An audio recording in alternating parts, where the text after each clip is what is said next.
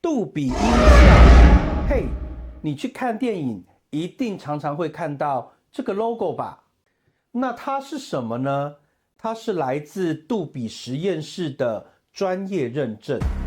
哦，那再来，你可能会疑惑的是，有些上面写杜比5.1，有些上面写杜比7.1，那是什么意思呢？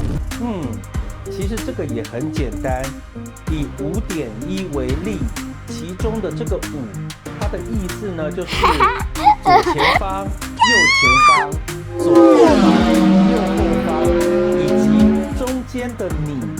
这5个方位把你中间包裹起来，所以叫做5。而5.1的点1呢，是加上一道重低音的意思。那7.1呢？嘿，聪明的你可能已经猜到，比起刚才5个方位呢，再加上正左方以及正右方，就是7个方位咯。一样，这里的点1并不是小数点的意思，而是加了一道重低音的意思。这种是来自于耳机双声道再加上一道重低音2.1的标示习惯。